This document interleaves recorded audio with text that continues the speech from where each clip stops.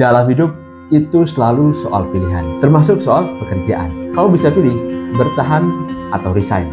Bertahan walau banyak tekanan sana sini, atau resign karena ya udah, gue merasa udah capek aja kerja di tempat ini. Kalau kamu salah satu yang mikir resign nih, karena di hati kecilnya bilang, udah cukup, gue nggak bisa lanjut kerja di tempat ini, maka mungkin ini fase-fase yang bakal kamu lalui ke depannya. Di minggu-minggu awal, mungkin kamu bakal ngerasain nih, merdeka cuy, freedom, bangun nggak dikejar waktu, nggak macet, nggak ada drama atasan yang ngegas jam 9, nggak perlu ikut meeting yang ngeboringin banget. Kayak berasa kita nih udah jadi manusia lagi. I'm free pokoknya. Tapi jangan senang dulu. Di fase berikutnya mungkin kamu bakal ngerasain nih, mulai melakukan hal-hal yang dulu cuman ada di bayangan kamu doang. Traveling tanpa kenal cuti, rebahan tanpa merasa bersalah, nongkrong di tengah hari kayak nggak ada beban.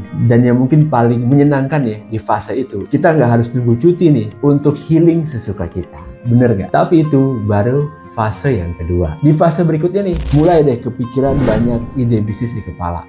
Gue kayaknya bisa nih jualan online yang ini. Gue bisa coba dropship nih. Kata orang di sosmed menguntungkan. Bisa jadi content creator, selebgram, influencer, atau ikutan jualan produk digital yang lagi hype. Boom, segala ide kayak ada di kepala nih mau meledak terus. Dan kita nih semangat ya, karena ini kayak kita jalanin bisnis kita sendiri. Nggak ada bos, nggak ada deadline. Kita yang atur semuanya. Tapi kan pada akhirnya semua ini masih ada di kepala kita. Waktu terus berjalan ya, bulan demi bulan terlewati. Modal udah keluar, tenaga udah dipakai, tapi orderan masih sepi. Penjualan nggak sampai target yang kita bayangkan. Mulai deh kepikiran, mulai deh masuk ke fase reality check. Kita salah nggak ya ambil langkah ini? Dulu tiap bulan, tiap tanggal 25, gajian masuk cuy. Sekarang harus nunggu nih, omset kita bisa mengalami beban, net income-nya positif, baru kita bisa beli sesuatu. Mulai dari kepikiran nih, kira-kira kita harus balik kerja nggak ya? Kembali ke kantor nggak ya? Kembali ke rutinitas yang sempat kita tinggalkan tadi nggak ya? Karena kita kebentur sama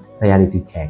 Euforianya hilang cuy, diganti sama overthinking tiap hari. Akhirnya otak kita mikir untuk cari jalan pintas, coba untuk cari kerja lagi. Mulai dari pikiran ini dibarengin sama mulai nyusun CV, atau mungkin udah ngambil langkah nih, langkah nyata, udah coba apply ke beberapa posisi. Tapi kan namanya kita balik kerja itu nggak segampang itu ya, saingannya tambah banyak. Apalagi zaman sekarang di mana-mana PHK, lapangan pekerjaan itu dikit banget cuy. Dan tentunya tambahan sarjana-sarjana baru yang juga butuh pekerjaan. Akhirnya kita merasa di persimpangan jalan.